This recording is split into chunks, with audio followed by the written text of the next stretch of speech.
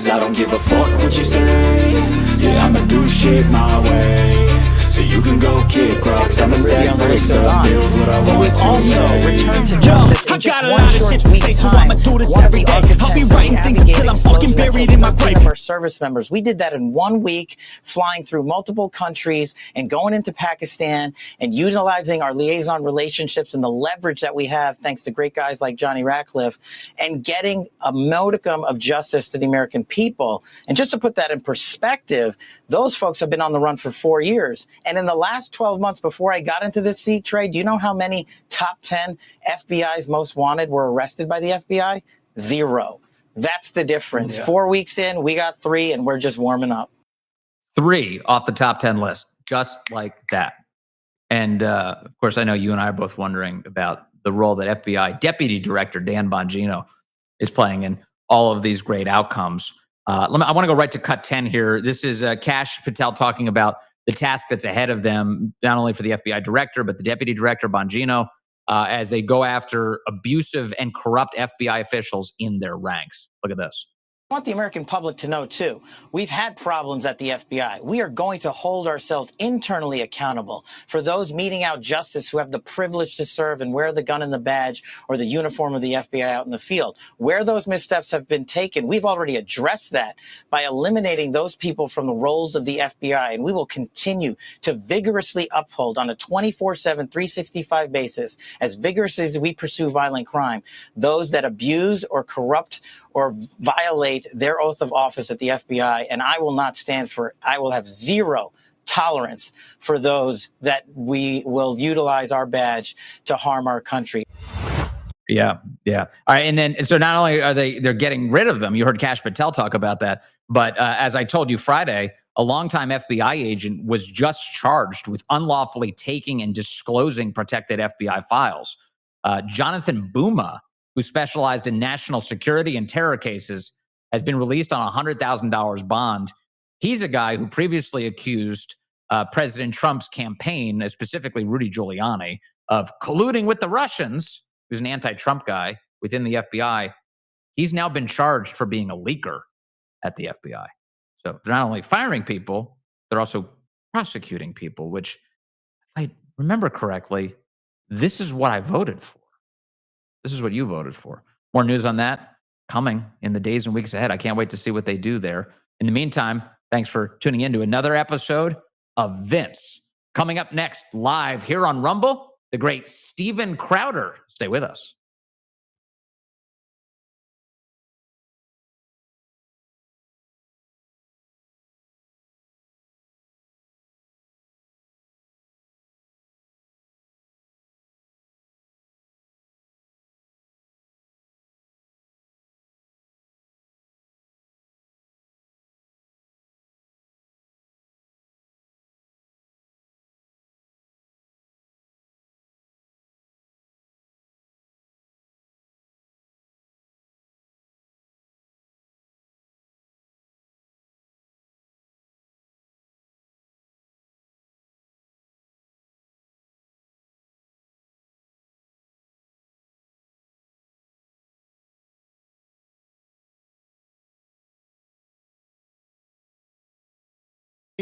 Everyone else in the lineup who you can tune into from 9 a.m. to 4 p.m.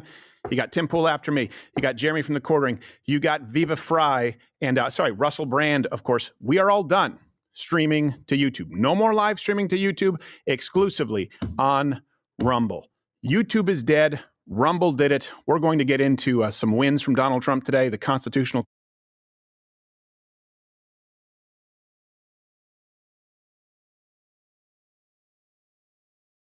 crisis that is brewing. Hint, it's not. Snap influence.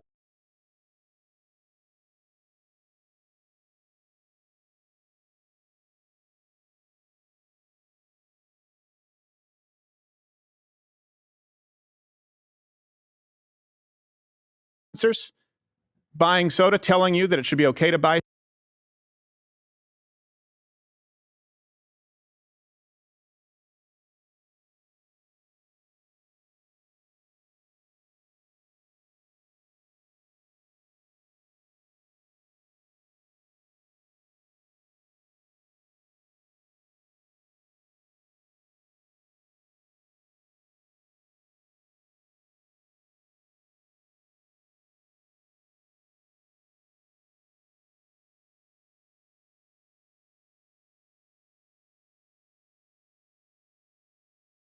soda. Here's a simple concept. If it's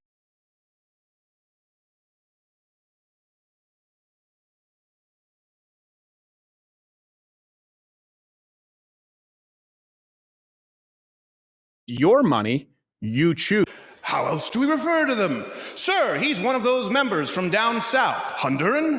No. Salvadorian? No. Colombian, Argentinian, Peruvian, Chilean, Brazilian? He's Mexican. Canceled. Just like that. These words, retard, chink, tranny, faggot, fag, fig, and Mexican. Now the problem with these words is that words change. Notice, I didn't say the N-word. Why? Because everyone here knows which word that is. Not one member in the audience right now is thinking nubile. No. Because the N-word has only ever been one word with one meaning. But not retard, chink, tranny, faggot, fag, fig, and Mexican. Every one of those cancel-worthy words in today's culture, which we can't say now, at some point meant something else. Tranny. Well, that's a scary cancel-worthy word for today's backyard mechanic. Well, your starter's fine, your alternator works, but there seems to be a leak in your T-word. Mainly the T-word gasket where its dick used to be. Chink. Now, granted, that would seem self-explanatory until you realize again that it's a word with multiple meanings. Captain, I found the C word in their armor. No, not cunt. I wouldn't find that in armor.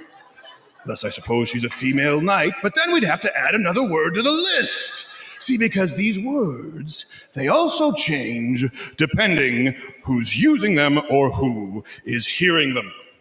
They can't just hurt on their own, they're just words.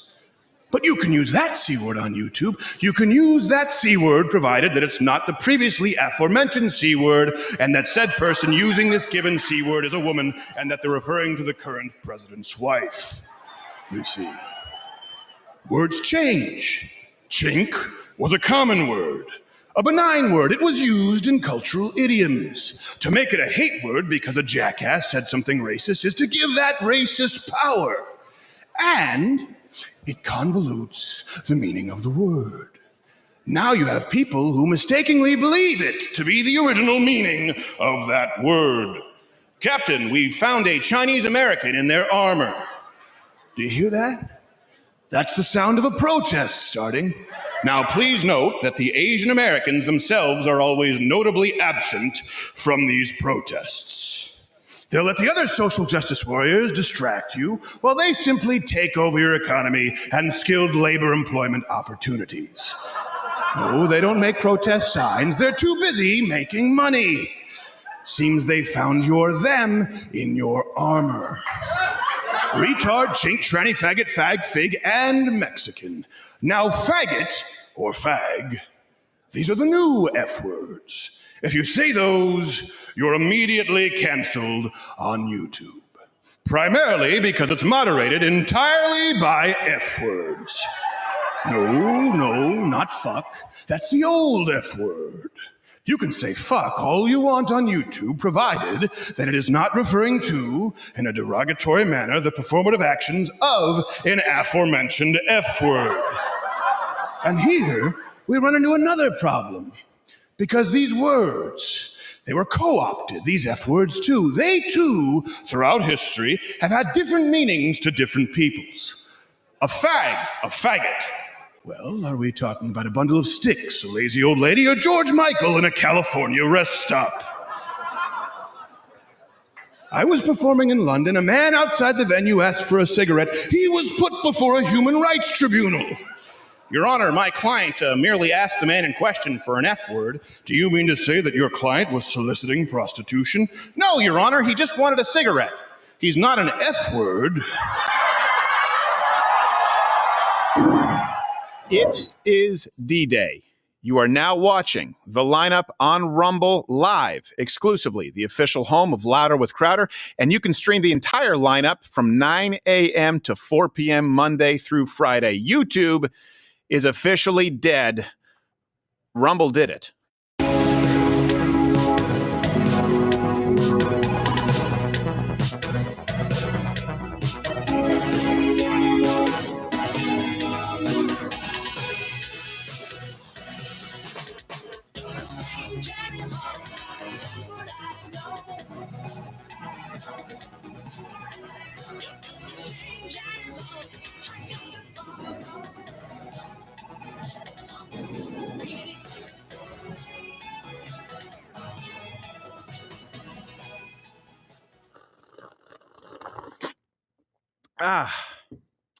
That's the sound of a little bit. It's a lighter sip today. I feel a little lighter.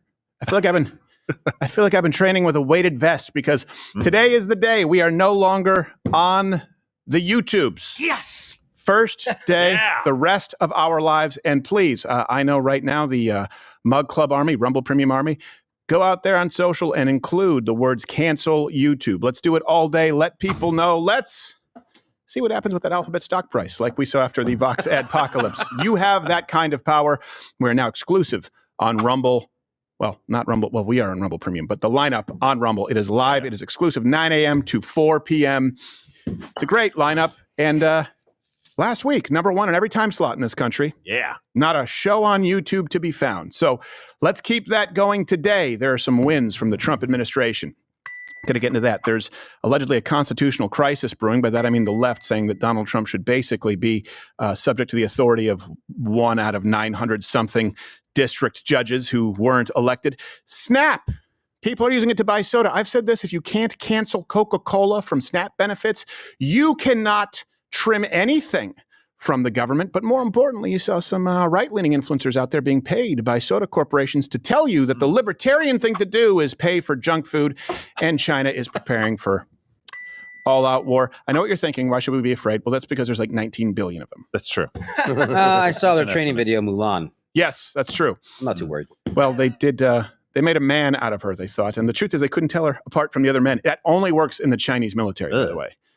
They're hard to tell apart. So this is I keep thinking to go to the YouTube. There is no YouTube live dump button. It's a live show. Weekdays, 11 a.m. is when you watch this show. Let me ask you this. What part of the Chinese do you fear most? What's the scariest thing? I say the foot binding. Their height. Yeah. Small people.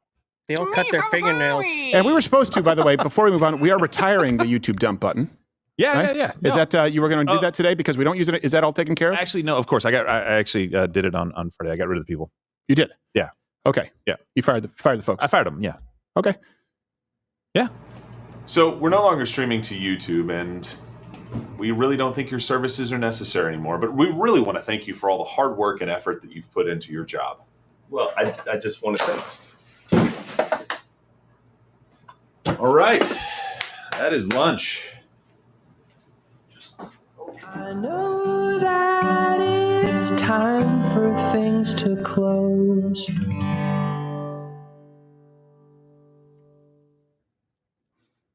Problem solved, right? Yeah, you fired at them. Yeah. That's what you said. It's okay. I feel free. No. You said fired at them. Captain Morgan CEO and Josh Firestein is here. Not _Firestein on X. Thank you for being here, sir. Yeah, thank you. I actually had a meeting with Gerald on Friday, and thank God I canceled it. Yeah. Yeah. Little trigger Josh, happy. I put that back on the books for right after the show. It's also very telling that he uses a single action revolver, which means he plans on taking his time. Like, he's not worried about a skirmish. It's an assassination. No, he knew what he was doing. He brought an unarmed man into his office right. for an execution, and I am here for it. He also has a button that locks the door once you're in for the ladies. Now, jeez. What about an executive at NBC? Good thing it's an all-glass office. We have a few things. He doesn't care. He likes it when people watch. So we have a few things to get to. And let me just, we're going to talk about Snap. We're going to talk about what's going on. You see people now with social media, this era, they take something good and then pervert it into something that is no longer good. Now, for example, a morning routine is very important, right? We even know about this as Christians. Then, of course, you go to Marcus Aurelius, who wrote about it in Meditations. A morning routine is very important. Do your most intense activities in the morning. Be productive. But then that gets warped in the era of social media affirmation, which is really glorification, where this man, and it's going viral, posted his morning routine, and it may become one of the most viral videos in X history. I would wager it's because he gets nothing done for like 5 hours, but watch it. 3:53. Tape on the mouth gimmick. Should have just left it. Steroids, don't talk about that. Bottled glass water, okay. Goes out. 17 minutes. Sit on chair. So we're going to be serious Lord's business. So that's 45 minutes of listening to After. Well, you got to do. And by the way, you need the glass bottled water for your ice face bath. Yeah. Affirmation shirt. Affirmation shirt. Good. Compression socks that do nothing. Man bag. Gay. Condoms, put them in. Hey, by the way, take this now, do kids. 7:30. All right. Goes to the nice rooftop pool. That dive.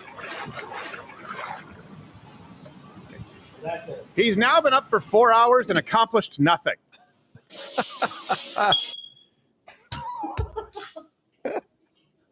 Banana on the face. Well, we won't touch that. No, we're going to stay away. Okay. So 5 hours. looking at it, bro, we got to go ahead and get in at least 10,000.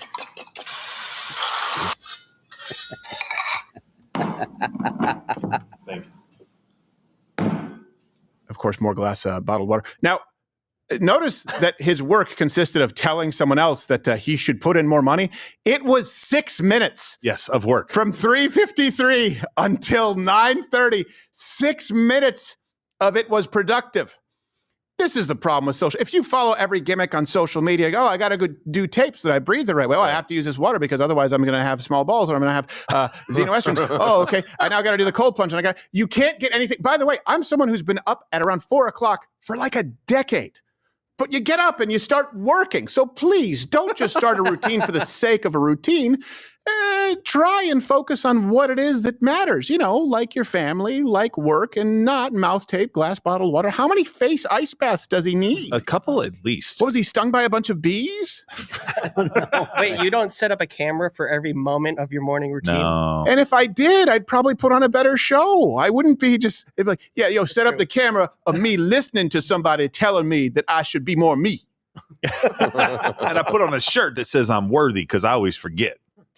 How much you want to bet he's selling fitness advice? How much you want to bet he's selling influence advice? Hold on. Somebody pull this up. The post right below is where you can buy the merch. Okay. Can you buy those glass water bottles? I think it's him. I don't know if I think he's not American. I think he's somewhere abroad where I know a lot of people don't recommend doing anything with faucet water. With faucet water, with tap water. Okay. Well, I guess. Yeah, thank you. Tap water is the word. I guess that makes sense. So he needs the most expensive bottled water money can buy.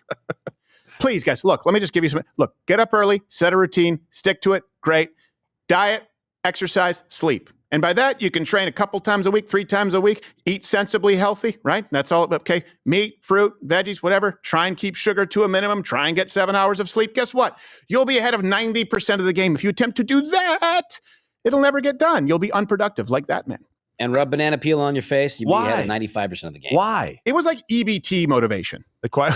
It's like, if you don't actually have to produce anything, you could do this for like 9 hours a day and tell somebody 10,000. How about 15? He said no. I said okay.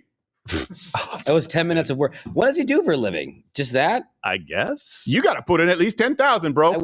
I had a good day. What time does wake up time? Because it said the first thing was 3:52, changing at 3:53. Yeah. So what, is he waking up at 3:50 or 3:45? He also doesn't include the injections of nandrolone that he does every day. So, well, there was 12 hours unaccounted for. Yeah, exactly. With some gynecomastia. Yes. All right, let's move on to someone who is quite productive. There have been so many wins this week. This is just sort of, we just had to rack them all up. It's hard. It's hard to keep them in track. It's hard to keep them what? It's hard to keep track. You know what? This is time for Trump wins. All he do is win, win, win because he's Trump. Trump destroying liberal minds. Leave their asses in the dust, and now that he is in, we get back to building this amazing nation. And we gonna stay there. All right. Now, some of these are wins. You can check the references, link in the description. We have them every day. You may not even realize needed to win on these. You go, wait, we were doing that? First example, the United States government cut funding to Australian universities, and they're doing this to see if the funding that they're sending to Australian universities is actually helpful, or if we're funding, like anti-American, anti-Western, pro-communist sentiment. It's about like $600 million, and I know what you're thinking. Wait, we were spending money on Australian universities? Turn it back into a penal colony. I agree, but here's a news update. The White House has cut funding to 7 Australian universities after they were sent surveys to see if joint research projects aligned with Donald Trump's agenda. Academics were asked whether they have ties to communist or socialist parties, receive funding from China, and it only recognizes male and female sexes. US funding for $600 million worth of research efforts are now in jeopardy. Researchers are calling on the Albanese government to step in and prevent any further grant cuts. The Australian Education Department says the total amount of funding cut by the US is unclear. Well, I'm pretty sure it'll be clear soon. All of it. How about that? I think let's just make it all of it. You know, we go back in time and you have sort of, okay, if we thought communism might be rising up somewhere, we might help with a quiet coup. Yeah. You know, or we had the blacklist, right? Where people talk about guns. Yeah, the blacklist where it's like, hey, we think there might be some communists among us. Let's blacklist them. Let's purge them. Okay, that's pretty extreme. We're now at the point where we're going, wait a second. We sent you $600 million. You're not using that to fund communism, are you? Now get out of town. Are you sure? You sure you don't have Marxist professors who are teaching the destruction of Western civilization? I've never heard of it before. So here, look, these are some other questions in the survey. It says, can you confirm that your agency has not collaborated with terrorists, cartels, or traffickers? Does the product encourage partners to adopt policies and take action to respect their national sovereignty and culture, strengthen patriotic values, and reduce dependence on external institutions? Does your organization encourage free speech and encourage open debate and free sharing of information? Yes or no? This is a good point that actually George the Greek made. Donald Trump, this administration is making it clear, hey, are you taking part in Western civilization and preserving Western civilization and our values? Because if not, you don't get to be a part of this gravy train that is the United States. You don't get to be a part of what it is that we're building here.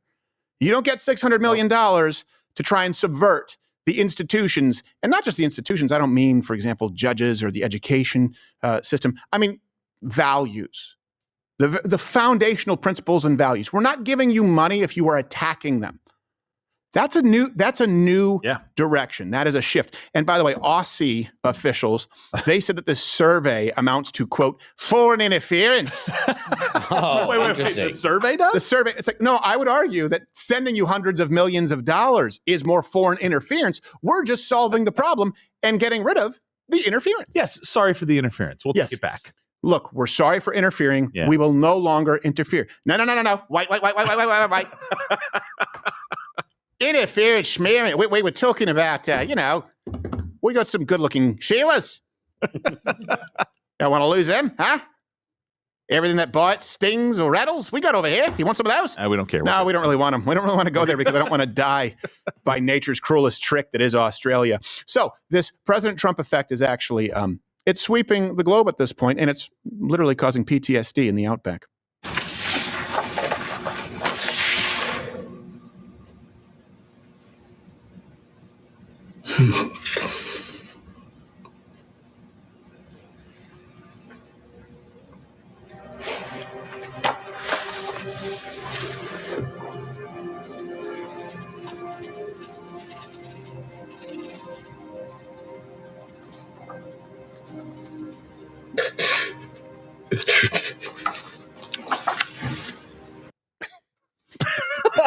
By the way, look, don't believe everything you hear. Yeah, Hugh Jackman, he's straight as an arrow. So that's just the first win. Sorry, we have a lot more to get to, like Venezuelan crime gangs, and we'll get to what we're doing with China. But here's the thing. We need to actually support our own. The never-ending supply of you, the American worker. I'm tired of saying taxpayers. You, the American worker. You. When people say taxpayers, they mean you. Do you work? Do you pay taxes? Are you productive? Do you take care of your family? Okay, you are the person who subsidizes the world. You are the person who is spending $600-something million in Australia. It's Americans right now who are actually fighting PTSD, for example, from things like high interest rates on their mortgages. Good news is there's a fix for that. And the cat was happily reunited with its family, but the giraffe still remains at large. Now, a word from our sponsors. You know, I'm finally getting my life on track. Oh, that's nice. Hey, can I get some water in here, please? Yeah, I called American Financing. Oh, good for you. That's great. Yeah, it's true what they say, you know. They helped me close quickly on my junior suite, and they even helped me delay 2 of my mortgage payments. payments. Great. Can you help me get some of those raisins from my desk? In the second drawer, the one with the pretty lady in the basket on it, the colored one. Yeah, please. You should come over sometime. It's a nice place. I want you to check it out. It's got parquet. Oh, boy, you should get some nice Formica. No. Hold on. I said second drawer. Maybe you can spend the night. Play games. Hold on. Wait. Yeah. No. That's right. You got it. Good. You know, on second thought, actually, go next door. Get me one of those ciabatta sandwiches. That sounds delightful. Boy, I sure could eat. You could always eat. Well, I'm saving $850 a month. Well, then maybe you should perhaps consider purchasing your own ciabatta. With your own money. Like the good little piggy you are. Call American Financing today at 1-800-974-6500 or visit AmericanFinancing.net/Crowder. No upfront fees. Close in as fast as 10 days, and you could even delay up to 2 mortgage payments. NMLS 182334. Got to say that, so I guess we don't get sued. Here's another win that we have. I'm just going to there's so many. I'll go through these pretty quickly. Pressure came from Donald Trump. Flights of migrants back to Venezuela. And by the way, we checked. None of the Miss Universe contestants were on them, so you don't need to be concerned. There you go. They're back. The Trump administration has resumed deportation flights to Venezuela. Nearly 200 migrant deportees arrived in Caracas from the United States last night, just one day after the Venezuelan government reached a new agreement with the White House. The Venezuelan government had been accepting deportation flights, but that came to a halt earlier this month when the White House revoked a Biden-era policy that allowed Venezuela to produce and export more oil. So anyways, they were like, we're not going to take any more. And Donald Trump said, okay, well, we have a few things that we could use here to make it seem. They were like, okay, we give. We'll take them back. I know sometimes you guys think it's not that simple. Sometimes it is. It's very simple. Yeah. I don't know if you know this, but we're the ones kind of holding the cards here, the United States. Here's another one. This is breaking this morning. The White House just announced that the UAE is going to invest $1.4 trillion in the United States over the next decade. So that includes AI infrastructure, semiconductors, energy, American manufacturing. That's a big one. Here's another win involving a nation that you never thought I would mention, along with win in the same sentence. Democratic Republic of Congo. The United States now is actually going to be likely taking over the mineral rights or being involved with the mining rights for some rare earth minerals in Congo. No white gorillas with laser guns, but turns out that's not real. The Democratic Republic of Congo says it will not rule out giving the U.S. access to its vast mineral wealth in return for security guarantees. The statement comes as the M23 armed group backed by Rwanda, continues its advance in the eastern part of the DRC. If among those partners we want to exploit our mineral resources, we have Americans. I think that was the main idea for the president. Yeah, it's the main idea. The Congo, they've been fighting with Rwandan rebels for a while, right? They've captured some of the mining areas. If the United States ends up with control over these mineral rights, guess what? We'll actually provide some security. They're better off. We're better off. Somewhere in there, some people are getting AIDS. That's never a good thing, but it happens. That is not our fault. It happens. It's the land of AIDS. By the way, Congo is believed to have, Congo and the cast of Rent. $24 trillion in untapped mineral resources, including cobalt, gold, copper, lithium. Well, let's tap that ass. Yes. No, the lithium. Tap that mine. Yeah, tap that mine. Yeah. Back that mine caught up. Now, if we don't do this, here's a good example too. Sometimes we'll go, imperialism. Okay, look, the United States is the worst empire ever because, for example, empires don't typically send $600 million to a country that they haven't colonized, like Australia, for education, where they indoctrinate people to hate America. We are not a good empire. An empire, by the way, takes resources. Nation building, which we do, which I don't support, is costly. Please comment, but what do you think? Are we an empire? Or are we nation builders? We're the friendly neighborhood empire. Well, pretty much because we actually give them stuff. For example, we go in and quote unquote liberate countries and ask for nothing more than the land in which to bury the dead who fought for it. Now, it doesn't mean that it works out because the Middle East is a cesspool of filth and sadness, right? They don't have the same mindset. They don't share Western values. But this idea that the United States is an evil empire, no, but I think we should start acting more empire-like because we need to stop being exploited. And you have to ask yourself, okay, what's the flip side of that? If the United States, for example, doesn't step in Congo, who will? China. Do you want China? Do you think China is going to, for example, acknowledge human rights more than the United States? Do you think they're going to engage in safer environmental practices? Oh, do you want them to get a leg up over us? Because someone is going to get the rights. And by the way, Congo is not going to become an empire anytime soon because they're the cradle of civilization and they still haven't figured it out. Yes, Josh. I was gonna say, isn't China already in one of the Congos? There's like a different Congo. They're all over the place over there, and they're super racist, and they're still going over there doing deals. Yes. Using slave labor Crazy. for all this. Yeah, the Chinese are incredibly racist. Incredibly so. And so are the Japanese, but then their racism is mainly aimed at each other. That's Isn't that true. funny? They look largely the same to us. I can't tell them apart, Well, but they're small racist against each other. To me, it's fun. No, you're not. Now, this is a long time coming, but Congo had a great negotiator. Final deal is not done. We actually do have audio from President Trump negotiating with the MC-in-chief. Look, we're very excited about this deal for minerals. Excuse me, you're changing the terms last minute. That's not what we had agreed. Well, frankly, that's a good point. You drive a hard bargain, but they sent the right guy. Me too. You know what? I'd like to have MC Baba across the table. That's true. It's fun that he understands him. It's Yes, like it when does. you see one of the Jedi. I speak Baba. I speak so much. People always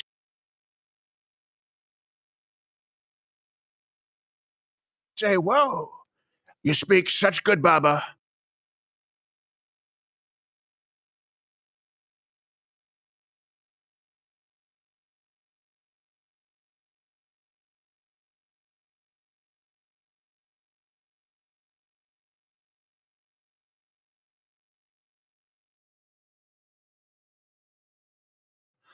He gets deals done. Or is it MC for short? I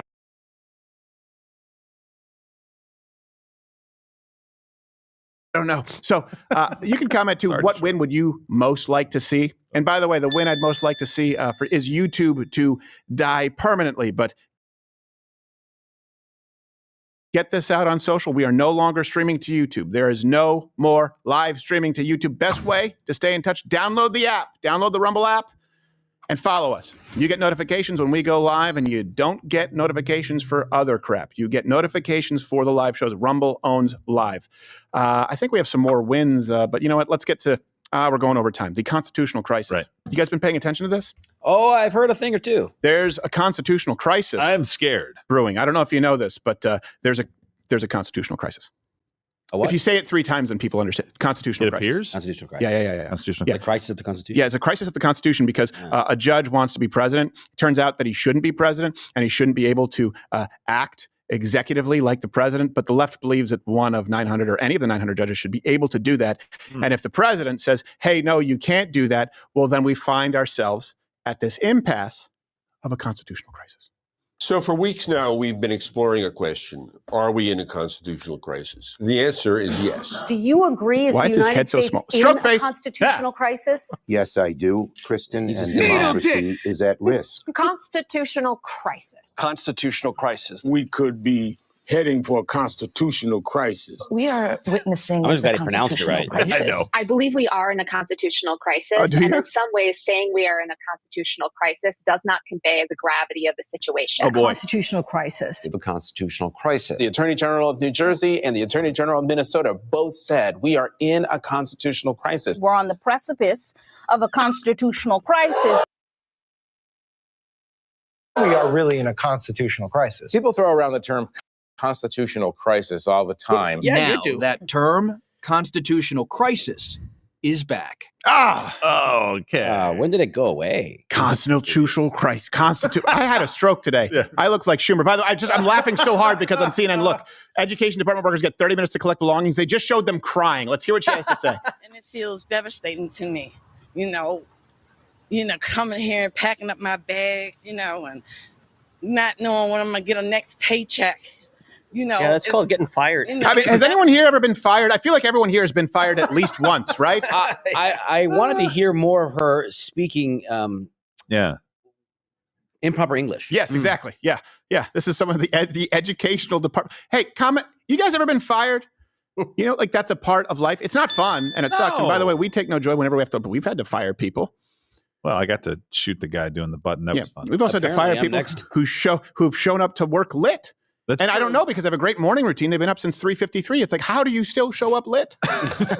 You're so lit. Share your routine. Vodka in those bottles. But they see this as a violation of fundamental human rights. They see this right now as a constitutional crisis where some judge who hasn't been elected cannot usurp the authority of the president. So let me pack my bags and go and do a thing. Yeah, I'm gonna pack my bags and go buy some Coca-Cola Classic half an hour with snap. I'm a snap. You get 10 minutes. Get out. So last week, President Trump, called for the impeachment of crooked judges on Truth Social. This is the reason they claim constitutional crisis. I'll read this for you for those of you who missed it. This radical left lunatic of a judge, a troublemaker, an agitator who was sadly appointed by Barack Hussein Obama was not elected president. He didn't win the popular vote by a lot. He didn't win all 7 swing states. All caps. He didn't win 2,750 to 525 counties. That was me. He didn't win anything. I just love the caps. I know. Yeah. I'm just doing what the voters wanted me to do. This judge, like many of the crooked judges I am forced to appear before, should be impeached. And this is one of the things people are making a big deal out of the call to impeach. That's very unlikely to happen. Right. But it's all caps and 3 exclamation points. So you mispronounced it. Can you please do it correctly? Impeach! Okay, there we go. Thank you. So this prompted a rebuke from who many people believe to be compromised, Chief Justice Roberts. Here you have Chief Justice John Roberts appearing to push back on statements President Trump made earlier today, suggesting that a judge, James Boasberg, who of course temporarily blocked deportations by the Trump administration, or at least tried to, should be impeached. And here the Chief Justice writes, for more than 2 centuries, it has been established that impeachment is not an appropriate response to disagreement concerning a judicial decision. The normal appellate review process exists for that purpose. Right, but we'll get into the problem with the appellate process. So let me give you some key facts here. Key fact number 1. And let me set the premise. I actually agree that there may be a constitutional crisis, but not for the reasons that they are claiming. Yep. There may be a constitutional crisis because you have people acting as, to put it simply, president who are not president. A president signs an action. A president makes an executive order. And a judge who is not elected goes, no, I'm going to do the opposite of that. That judge is now de facto president, and you didn't vote for that person. So the key fact here, let's start with judges are deliberately usurping power and violating the authority of the executive branch. You cannot have a democracy where single individual district court judges can assume the full total powers of the commander-in-chief. Even on the Supreme Court, it takes agreement of 5 Supreme Court justices to change a federal policy. 5. A single district court judge out of 700 cannot set policy for the entire nation, let alone on national security and public safety issues. Think about that for a second. That's no small thing. Yes. The Supreme Court justices, they all have to come to a majority decision, right? We know that. We've been through some landmark cases. And in this case, some random judge who hasn't been elected, who may have nothing to do with this president, can impose a nationwide injunction to stop the president of the United States. And that's exactly what is happening over Lay B1. So really, just political opponents can shop for one out of the 900 or so judges across the country. And hey, who cares about the Supreme Court? Hey, who cares about the executive branch? This one judge said so. They are acting as de facto president. Now, technically, the injunctions, I get it. They only pause the actions. But let's be clear about this. That's basically a block because the president is only president for 4 years. In this case, we know there isn't going to be another term. And the cases can often take years to go through that process. So a pause is a block for the entirety, potentially, of his administration. Yes. Some guy who you didn't vote for, in some place where you don't even live, decides what the rest of the country lives with. Hey, remember that vote that you cast? Doesn't matter. Yeah. The injunction's also a clever way to have cover while doing it. Oh, I just wanted to stop and take a look at this long enough to make sure that we were doing it correctly. I didn't say that you broke the law necessarily. I just issued the injunction to make sure that we could look into it for a couple of years until you're gone. Right. Imagine you're working at your job and someone comes in, right? Not someone who is your boss, not a supervisor, not a manager, some third party who you've never seen, who has nothing to do with your company. He goes, hey, by the way, we're not firing you. We're just going to pause your job without pay until further review. We have to make sure that the system is going according to plan. And your boss is going, no, I don't want to fire him. Yeah, I know, but I have the authority to. So your pause without pay, this may take 2, 3, 4 years to work out. But you're not fired. Not fired. I wouldn't do that. Just a pause. Yes. That's what we're dealing with here. Here's a key fact. Number 2. This is where political biases come in. These judges hate President Trump. Mm-hmm. And what that really means is they hate you, the American worker, the American voter, the person who you voted for. They revile you. So Judge Boasberg, who just basically blocked Trump's deportation flights or tried to. Yeah. Let me give you some background on him. All references available, link in the description. He attended a seminar by Rodel Leadership Institute, who have anti-Trump leaders, funding sources. He also oversaw some grand jury matters that related to President Trump's January 6th case, the classified documents case. He also ordered Mike Pence to testify in Jack Smith's case against Donald Trump. Yeah, I think, too, on the January 6th thing, he said strict enough laws did not exist to be able to cover that. He wanted more severe penalties to be imposed on the people on January 6th. This is an activist. Yes. It's very clear that this is an activist. And doesn't he have a job, like a district to represent? You would think judge upon? You would think so. You would think he should do his job as judge. But this is also, that brings us to another point. These lower court actions, these blocks, they're not even close when you this doesn't exist in a vacuum. When you compare it to previous presidents. So let's look at the total for Biden. The total as far as blocks under Biden, and that was a high number, it was 14. Okay. The total under Barack Obama, 12. The total under George W. Bush, meaning district courts, right? District judges, how many times they blocked the president's agenda? 9 weeks into President Trump's second term? 15. Gosh. 15, more than Biden in just 9 weeks. Wow. Does that prove bias? Well, maybe it's just a happy coincidence for these judges. By the way, do you think that these judges, do you think our justice system that may be looking at some kind of reform, they may have a vested interest in the status quo if they're looking at an administration who says, hey, we have to root out corruption and waste? Hey, who knows? But good news is the judges try and block that too. By the way, 90% of these blocks, of the 15 blocks in the first 9 weeks, they came from Democrat-appointed judges. This one judge here, people will say, oh, he was appointed by George W. Yeah, and then he was elevated by Barack Obama, and that's one of the exceptions. 90% of the 15 blocks in the first 9 weeks have come from judges appointed by Democrats. It's the ghost of the tyrant still hanging around here. Yeah. You voted in something different. These judges say, no. I was appointed by the guy who was precisely the reason that the Americans voted for something different. But you know what? No, status quo. And people talk about destroying democracy. Yeah. This is a constitutional crisis. You know what? This is pulling at the thread of democracy by having unelected judges doing the bidding of one party that, by the way, isn't even in power anymore, but they're still kind of in power. Think of how scary that is. How's that protecting democracy?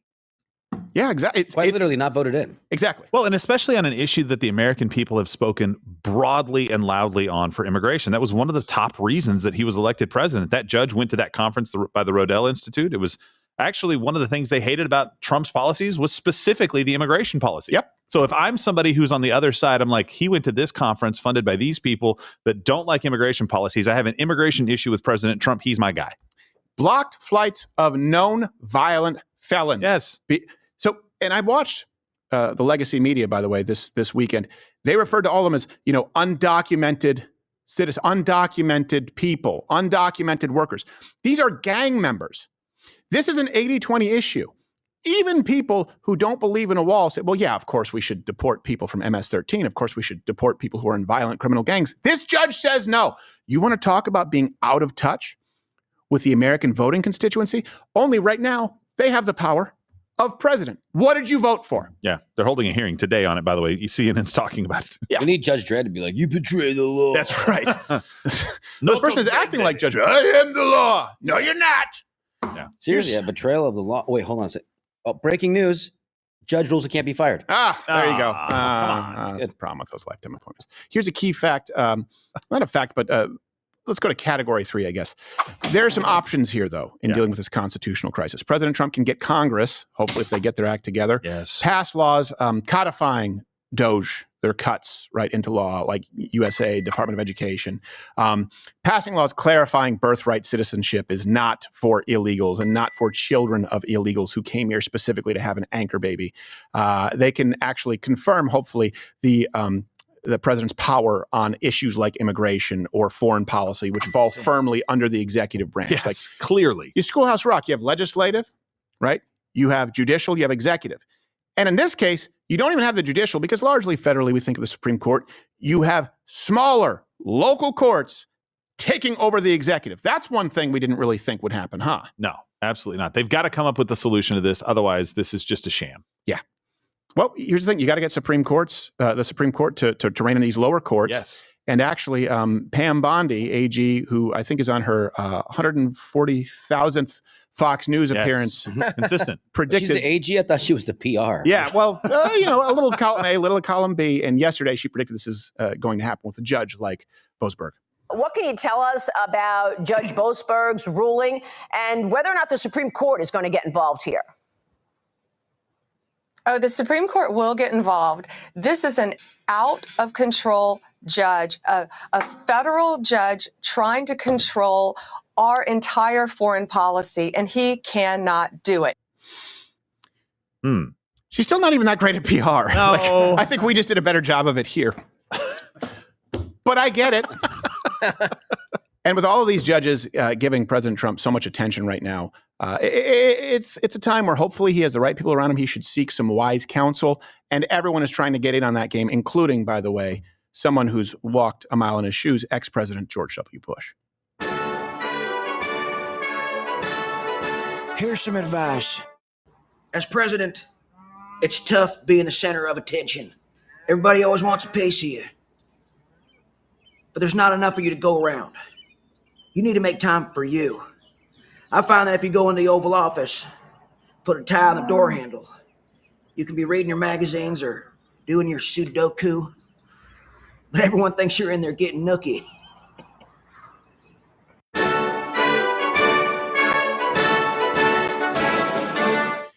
Look, let me wrap this up here with maybe an analogy that you can understand, okay, or will help you.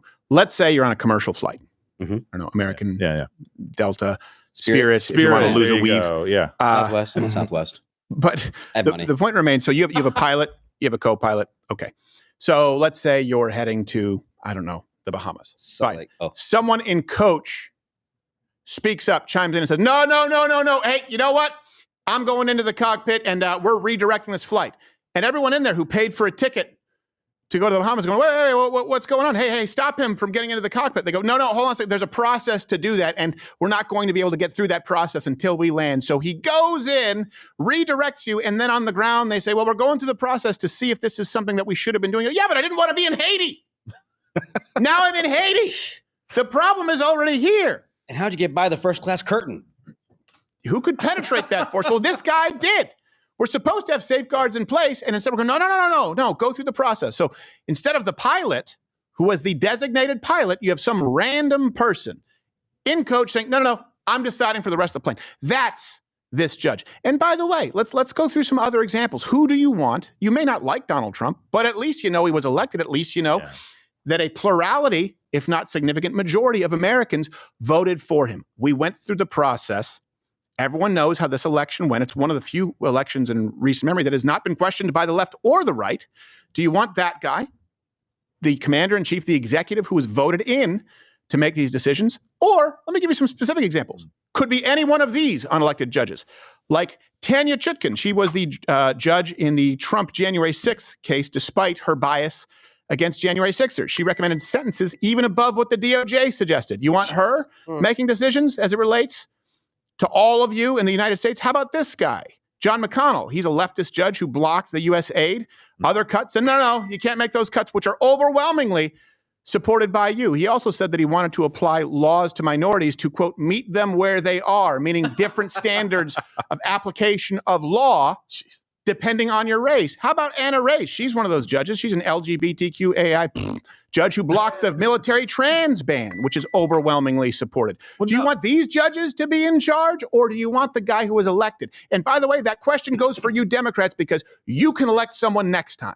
And the same thing can happen. Well, speaking of bans, really quickly, since we're off of YouTube right now, we no longer have to worry about that, but we are actually now able to sell the Socialism is for Fig shirt. Oh, that's right.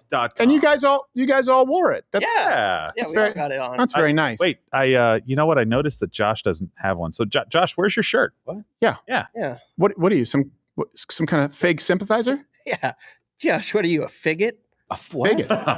Figget. Figget. Fig it. All right, that's it. I'm gonna Fig take it. this Fig shit. it. Fig it. Fig it. Fig it. Fig it. Fig it. Fig it. Fig it. Fig it. Fig it.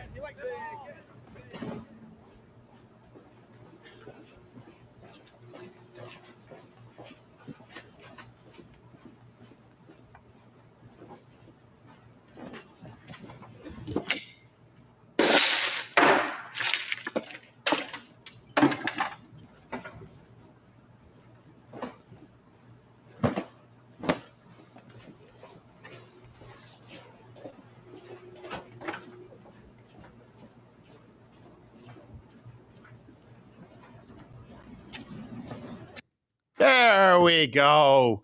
There. Right, that a boy. The team player. There's his shirt. Get a nice shot of that. Crowdershop.com.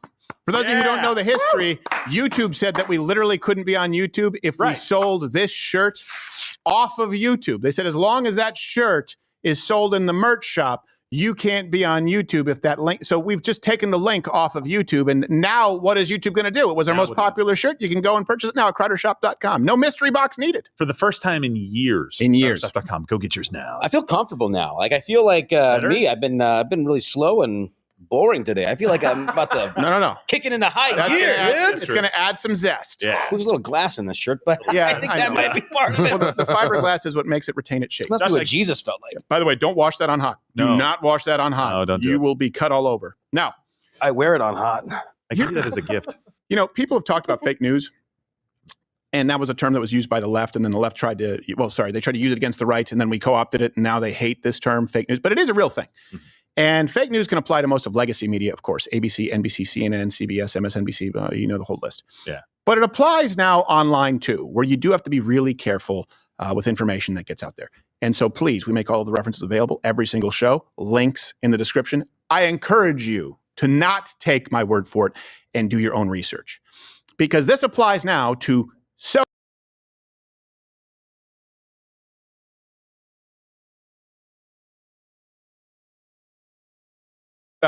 and Snap. Before we get to this and get to the bad actors here who accepted money from big soda companies to tell you that conservatives should support junk food and Snap, let me give you a concept. It's novel here. Mm-hmm. It's as simple as this. You pay for it, whatever it is, food, healthcare. You choose. I pay for it. You don't. It's the difference between you going to the store and purchasing something for yourself. You can choose whatever you want, versus me getting you a gift. You have no say in it. It's the exact same thing I tell my kids at the ice cream truck. I pay my rules. I pay. There you go. You get Cheetos. So this brings us to the Snap. You pay, you get ice cream. If you don't finish your Cheetos, you don't get your Takis. Dad, can I have an avocado? No, you fig. No. Corn chips. So over the weekend, you know, this whole thing now, Snap, there's been discussion regarding banning soda and junk food from Snap, right? This is the government program that pays for people's food. There were a bunch of influencers, many of whom were on the right, who copy-pasted talking points about Snap. People on the right trying to tell you this is a conservative idea, saying a new war on soda has begun, targeting purchases made through Snap. I don't believe it's the government's role to decide what people should or shouldn't eat. Restricting soda through Snap is an unnecessary move by the government to control consumption, overstepping its authority and infringing on individual liberty. So this was framed. You have the left who think that you can trim nothing from government. And now you have people on the right, so-called influencers, who reportedly, by the way, were offered up to $1,000. Jeez. And were given direct talking points to try and advocate as though it's a libertarian or conservative point of view to keep junk food in Snap. And by the way, Nick Shorter was the one who reported on this. Think about that so be very, very careful. And by the way, I would not trust anyone who put these out there and copy-pasted these talking points. They were even given the talking points about Donald Trump's Diet Coke button. Yes. It's like that old sitcom bit with the friend in the bush telling you what to say to the girl in the window. Yeah. Okay, now tell her soda makes you super buff. Yeah. Yeah, but he's paying him $1,000. Yeah, exactly. Oh, big money. Tell them that Thomas Jefferson would want you to have Fanta. And to be fair, Eric Doherty, who posted this there, he said, yeah, that was dumb of me. Massive egg on my face. In all seriousness, it won't happen again. So there's a good point to be made here. It's just because you got caught. Yeah. Like, oh, man, I shouldn't have done that. Should have been when you got the email saying, hey, will you say something stupid for $1,000? Egg on my Jumped face. right in. And also, soda gives you great boners. It also gets egg off of your face. It's great as part of your 9-hour morning routine. Those weren't bottled water. They were sodas. Yeah. And Riley Gaines, she's out there quite a bit as a commentator. She said that she was offered money to make a post, and she said no. So good for her. There are some Well, people she saw out there the Sprite was actually a 7-Up. It was in a different costume. I'm more of a squirt person, maybe Fresca, but this is no squirt and Fresca. Leah Thomas is more of a Fresca. Yeah. All right, stop it. Grow up. You don't get it in the supermarket. Don't look at me. It was noodles. You people, you're children. But this is why you say, why is there this infighting? There are people with ulterior motives. They have a vested interest in warping your perspective. Again, this is really simple. This is why I say don't just take issues on an individual basis. You do need to have a worldview. You do need to have a lens through which you see these issues. When we're dealing with your dollars, the American workers' dollars, okay, look, you pay for your own crap. You choose. I pay for it. You don't. And if some of these people, by the way, can't just buy whatever they want, you need to understand this. Many people involved with SNAP, they'll just take it.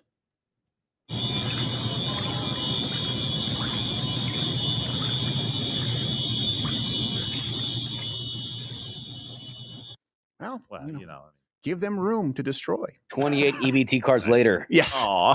And here's the thing, too. You were talking about this. Look, a lot of these people are on some kind of government health care program. Exactly. Too. This is the problem. If you work and you make just a middling income, you won't qualify for the Obamacare exchange. Okay. So you have to pay for your own health care. That's very likely expensive. You won't qualify for SNAP. You have to buy your own groceries, which is very expensive. Meanwhile, someone who is on subsidized health care can buy junk food all at your expense. And it's a never-ending loop of disease, of obesity, and government subsidization. Let me give you some examples here, just as far as how much more life costs for you if you are a productive, contributing member of society. That's the problem. Right now, we're incentivizing people to not be contributing members of society.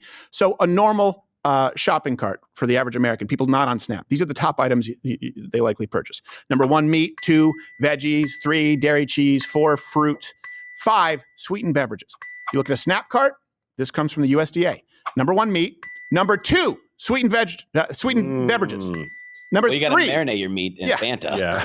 Veggies. Then 4, prepared frozen food. Bad. 5, prepared frozen desserts. Bad. That makes me sad. Each year, SNAP recipients spend $27 billion on junk food. And more importantly, SNAP recipients spend 2 times more than you per average grocery store trip. For non-SNAP citizens, meaning you're paying with your own money, $18. SNAP recipients, $36. It's almost twice. We spend $145 billion a year on SNAP. It's meant to give people necessities. You pay for necessities. During a time where egg prices were skyrocketing, SNAP recipients, you pay for luxuries for them. Oh, even poor people deserve a treat. No, they don't. No, they don't. That's the talking point from left. You don't think poor people deserve treats? Fuck no. How about that? No, I don't. I absolutely don't. If you're down on your luck and you need a roll of salami, you need some eggs, some milk, fine. I don't want your kids to starve. You don't know. No, I don't. I don't think you deserve Funyuns. That doesn't mean I'm racist. That doesn't mean I'm classist. You know why? Because I don't buy them. Prepared desserts? How about I give you flour, milk, sugar, and eggs, and you can make your own dessert? Yes. You're not doing shit. You don't have a job. I know.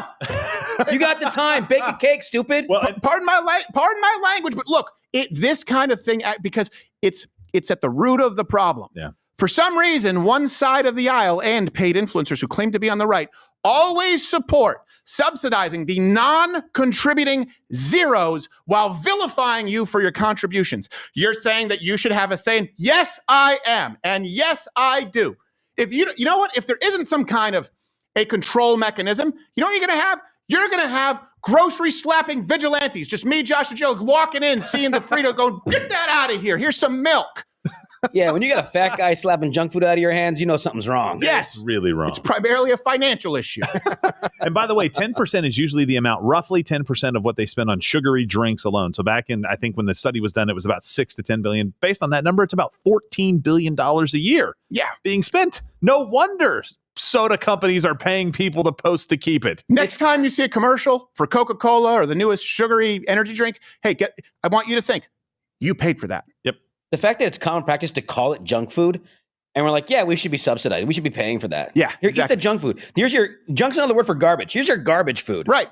What's the first Eat generation? it, you poor little garbage person. We have more access to food than ever, and we have a generation who are fatter, sicker, and they're going to die younger than their parents. And we're talking about if the taxpayer should foot the bill for what we know is making them fatter, sicker, die younger. We have a health epidemic in this country, and some folks seem to think soda is actually and literally, not figuratively, the cure. Our mom told us when we were younger, if we ate a sugar, you drink a Diet Coke afterwards and it'll cancel out the sugar. Okay. It's hard to argue with that logic because I didn't prepare this segment and I don't know the science on it. She may be right. She may be correct. But I'm going to bet she's not. I don't know. It only works with Diet Right. Yes. It's not just all diet sodas. She thinks diet soda is a tapeworm that eats all the sugar. If you want to look like her, follow her advice. Yeah. You want to ferment as well. Let's just, let's start importing Mexican tap water. Give it to them. That it'll solve it. See what happens. See how much weight you lose with food Actually poisoning. might help. You got a tapeworm.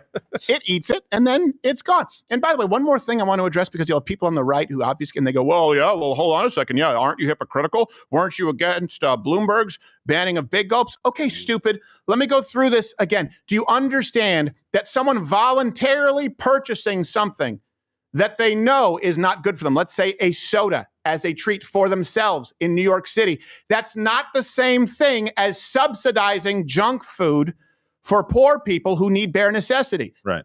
Yeah, sure, we shouldn't allow stuff in the food supply that causes cancer, whatever it is. If we're allowing things, hopefully RFK does a good job with that. Assuming that the food supply is kept relatively safe, someone who knows that a sugary drink is not good for them, but they choose to purchase a size large in New York, that is individual liberty.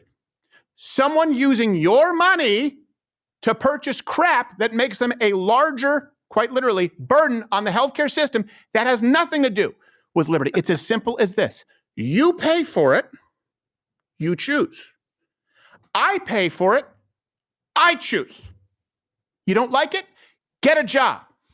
Now, we are going to be continuing, of course, in just a little bit. If you are not a Rumble Premium member, you get to continue watching Tim Pool. It's The Lineup live. 9 a.m. through 4 p.m. You just keep watching. And then, of course, if you are a Rumble Premium member, you get to go another 100% longer, 100% more show, double the show with us. You just click that button down there, $99 annually, $9.99 a month. Mug Club is Rumble Premium. Rumble Premium is Mug Club. You get us, you get Donald Trump Jr., you get Nick DiPaolo, you get extended shows, you get everything ad-free. And you notice there's only one ad spot in this show as opposed to 16 minutes per hour. We are funded by viewers like you. Let's go on to anything else with Snap. Can I go to the tiny people? China. Snap sounds like an off-brand soda. It does. It does sound like an off-brand soda. Tired of Coke and Pepsi? Try Snap. Yeah, it's basically the same thing with a different logo, like RC. Remember them? If you have an EBT card, you'll get one. Pull that Just up. a Snap. Pull it up really quickly. What? I thought Thomas Massey was on the right side of this. Hold on. People should not. Oh, wait, hold on. No, he is. He's saying you should not use food stamps. Okay. Oh, good thing you interrupted. Sorry. We got some momentum going. Yeah. All right, hold on a second. Well, we got to send it to Tim Pool first. We're gonna. That one works. Thanks, research. All right, China. By the way, you think China's funding junk food? They don't even have a chip in their brain. No. You're already fat. Already fat. We don't pay for food. Can't snap your own finger. You fat. We pay for Ozempic. Make you no more fat. China is preparing for war. How do we know now? Because there's pretty much a date that seems to be set, and the equipment and artillery that they are developing has been raising some eyebrows. Let's get to the little Chinese men. It's time for China to be rising. We invade Taiwan any day. We train with secret kung fu fighting. With people in your kung to ride away. China is asshole. Don't you pick a fight We turn you to fried rice. Wartime China on the rise.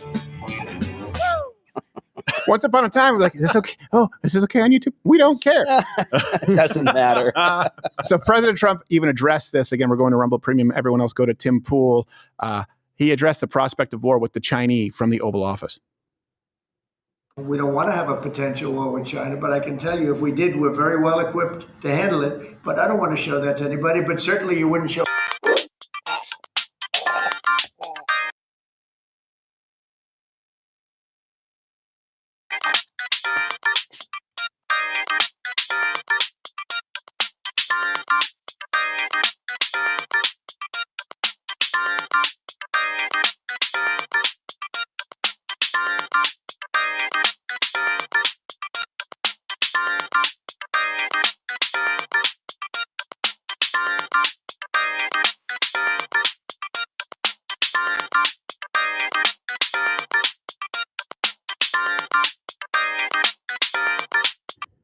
I love that that's on a loop, strangling the YouTube. No, it was a loop. It felt like an eternity. Yes. Yeah, I thought you were just dancing, Josh. Yeah, when we shot you're salsa dancing. Yeah.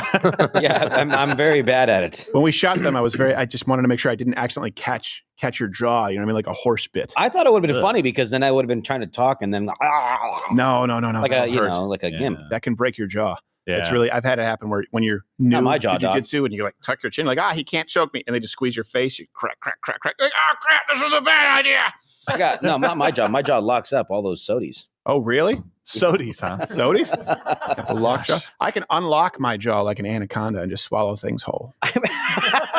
Oh, interesting. Interesting note for the future. Can you swallow John Voight whole, the entire human? I went to the aquarium this week with my little ones, and I was there. There was an anaconda, a big old anaconda. Ugh. And I was like, yeah, that's right. That's it. They go, whoa, what is this? Does it live in the jungle? I said, yeah, it's a really big snake that squeezes things that it eats. Also, it was the basis for a horrible film. Yes. And there was a dad next to me. He's like, yeah, that movie sucked. I didn't like that. But we both watched it. It's just a moment. Yes. John Voight gets spit back out, and you're like, huh. Yeah. He didn't die. And they had the sharks, the sharks that you go through that tube and you see them. Yeah. And there's the the sawfish, which technically isn't a shark, but they have lips on it. And there was this black lady who just kept yelling, look at them lips. She was looking. She saw her. Look at them lips. I can't believe those lips. And Steven's looking around like, am I allowed to say anything here? No, yeah, I did. I looked at her. I said, a lot of people pay good money for those lips. And she goes, that shit's, I'm sorry. You got little, I'm sorry. You got little ones. And I was like, no, it's fine.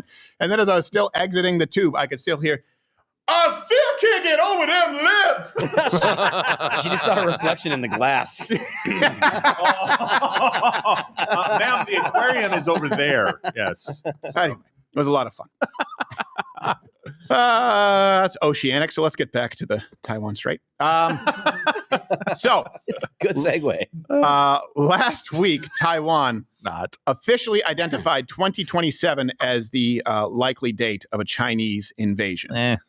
And they've been talking about this for a long while. Sorry, I can't get over. I just don't know if that person on CNN is a tranny or not. I still don't know. I don't have an answer. Put it in the game. And I don't want it. I want to keep the mystery alive. Friday, President Trump going to address this from the Oval Office himself. We don't want to have a potential war with China, but I can tell you if we did, we're very well equipped to handle it. But I don't want to show that to anybody. But certainly you wouldn't show it to a businessman who is helping us so much. He's a great patriot. He's paying a big price for helping us cut costs, and he's doing a great job. He's finding tremendous waste, fraud, and abuse. But I certainly wouldn't want, Elon has businesses in China, and he would be susceptible perhaps to that. But it was such a fake story. The New York Times is just as fake as CNN and MSDNC. I like that he's petty. And I do appreciate that he acknowledged that. We've always had those concerns with Elon Musk and his ties with China. He's been very, very China friendly. Yeah. Makes me a little bit nervous. It absolutely does. We want to look at some of the developments here too. So Taiwan has a date. And again, a big reason for sort of shoring up everything internationally so that we have our resources and our readiness isn't compromised in dealing with the actual significant global threat, which would be China. And I have said this before. You can comment if you disagree. If we end up in a conflict with China, I think folks will be surprised as to just how much we're going to have to go it alone. I don't think we'll be getting the support internationally that you think we would. Japan will be all in with us because they hate they're very racist. Chinese historically. So that's good. So you have the date from Taiwan. Then this week, China introduced a new deep sea cable cutting device to cut underwater communication cables. Just mean. Yeah.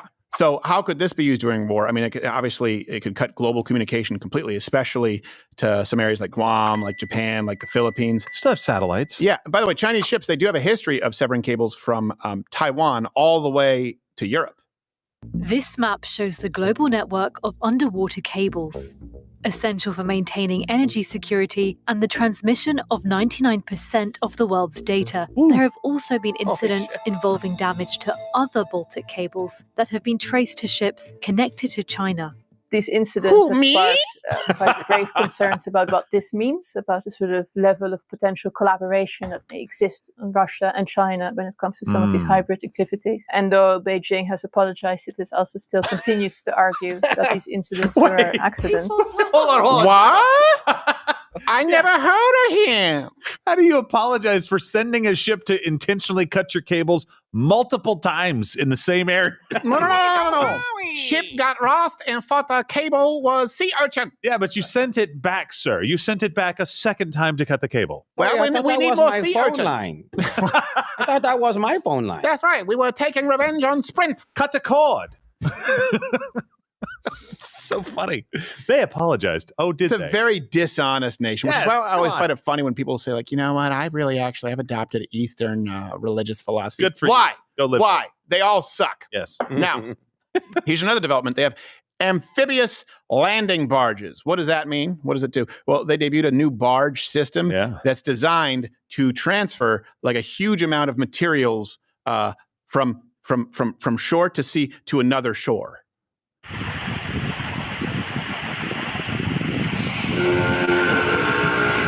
It can create like a loading dock half a mile out at sea. Seriously? Yeah, and then look. This guy's like, guy who runs the old boats. We screwed. Oh, come on. We can still use old boat. She's steady. She'll get you where you want to go. So sad. Look at the old boats. For comparison, this is what we did yesterday. Oh, come on. We had some good time. So this could be used, and it's designed to like really rapidly unload equipment, troops onto beaches during an invasion. Maybe in Taiwan. Yeah, maybe in Taiwan. You know, the place that they specifically have said they're going to invade and like would for require sure Taiwan. This kind of technology. And the naval analyst H.I. Sutton said, it is possible that these ships can be explained away as having a civilian role, but the construction of so many much larger than similar civilian vessels seen before makes this seem implausible. Yes. No. That's just for tourists. That's right. Tourists take picture on barge. That's for tourists aimed to deliver Hot Wheels. Hot Wheels for children. Toy car.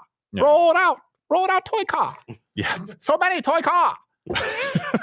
You're not going to use this to invade a nation. No. Hey, that's that part of it. The landing part says point towards Taiwan. I don't understand.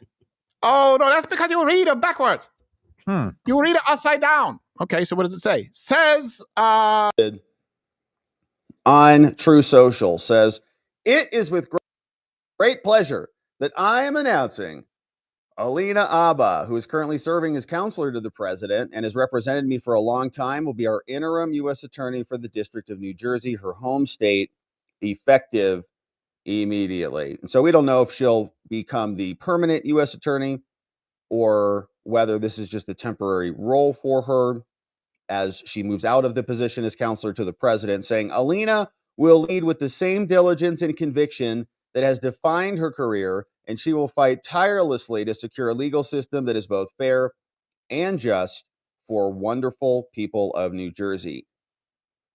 Chris Christie's having a couple extra donuts this morning. It's like, oh gosh, this is stressful for me. Additionally, John Giordano, who has done a terrific job as the interim U.S. attorney in New Jersey, will now be nominated as the new ambassador to Namibia.